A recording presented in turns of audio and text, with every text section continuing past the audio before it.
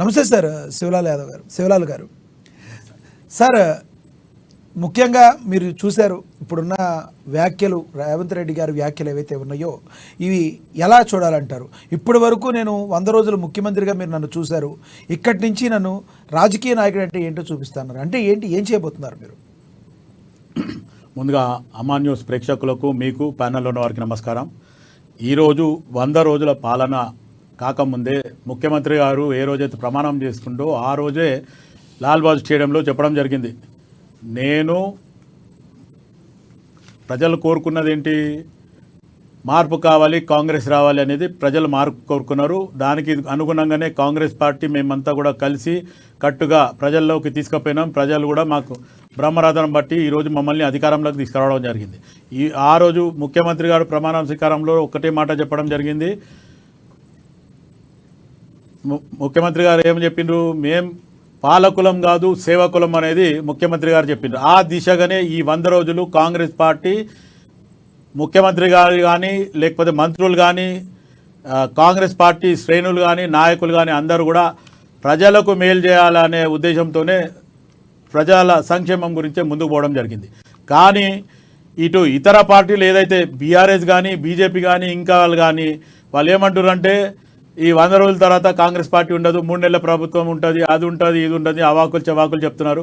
BJP Laxman అంటాడు కూలిపోతుందని, ఇటు BRS నాయకులు అంటారు ప్రభుత్వం కూలిపోతుంది. కడియం శ్రీహరి ఒక ఉందగల నాయకుడు, గతంలో ఒక టీచర్ ప్రొఫెషన్లకి వచ్చిన ఆయన కూడా ఈరోజు అటువంటి మాటలు మాట్లాడడం ఎంత మటుకు సభకు ఆయనకు ఒకసారి ఆలోచన.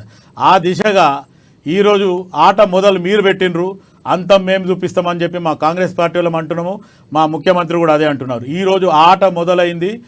ఏదైతే ఎలక్షన్స్ నోటిఫికేషన్ పడిందో, ఇప్పుడు నేను ముఖ్యమంత్రి పాత్ర ఇప్పటివరకు 100 రోజులు నేను పోషించిన, ఇప్పుడు నేను మళ్ళా బ్యాక్ టు పెవిలియన్, ఏదైతే నేను కాంగ్రెస్ పార్టీ అధ్యక్షునిగా ఉండే ఇప్పుడు రాజకీయం కూడా అధ్యక్షులాగానే చేస్తా అని చెప్పి మా ముఖ్యమంత్రి గారు చెప్పడం జరిగింది. గేట్లు ఓపెన్ చేస్తున్నామని చెప్పడం జరిగింది. గేట్లు ఓపెన్ చేయకముందే బుకింగ్ స్టార్ట్ కాకముందే క్యూ కట్టి లైన్లో నిలబడ్డారు. ఈరోజు గతంలో ఎవరైతే కేసీఆర్ చేసిన మోసము ఏదైతే ఉందో, కేసీఆర్ వాళ్ళ పార్టీలో ఏదైతే ఏ నాయకునికి కూడా అధికారం ఇవ్వకుండా వాళ్ళ ఫ్యామిలీకే అధికారం ఇచ్చి వాళ్ళు చెప్పిందే వినాలనే దిశగా ఏదైతే చేస్తుండ్రో, ఆ పార్టీలో ఇప్పుడు ఎవరైతే అసమ్మతిగా ఉన్నారో వాళ్ళందరూ కూడా ఇటు కాంగ్రెస్ పార్టీపై మొగ్గు చూపుతున్నారు. వాళ్ళు కాంగ్రెస్ పార్టీని కూలుస్తా అని వాళ్ళు అనుకున్న గుంతలనే రేపు ఎంపీ ఎలక్షన్స్ అయిపోయిన దాంట్లో బీఆర్ఎస్ ప్రభుత్వం పడిపోతుంది.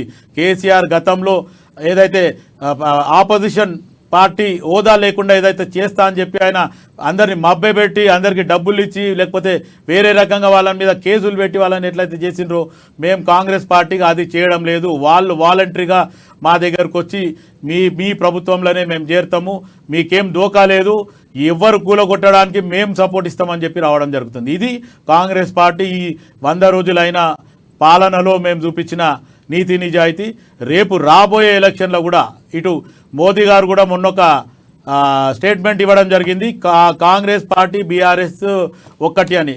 మోదీ గారు ఒక్కసారి ఆలోచించండి, ఈరోజు బీఆర్ఎస్ బీజేపీ ఒక్కటి కాకుంటే ఈరోజు కవిత ఈరోజు లిక్కర్ కేసులో పోయేది ఎమ్మెల్యే ఎలక్షన్స్కి ముందే పోవాల్సింది. అటు పోయింటన్నా కనీసం మీకు బెనిఫిట్ అయ్యేది.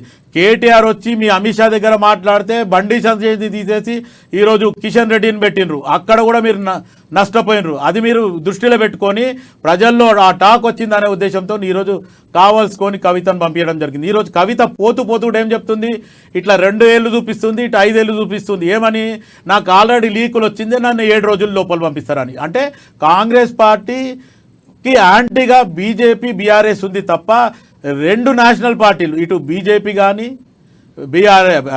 కాంగ్రెస్ కానీ ఎప్పుడు కూడా పొత్తులు కావు. కాకపోతే ఈరోజు బీఆర్ఎస్ పార్టీ ఇండైరెక్ట్గా కానీ డైరెక్ట్గా కానీ మీకే సపోర్ట్, బీజేపీకి సపోర్ట్ తప్ప కాంగ్రెస్కి సపోర్ట్. Okay sir.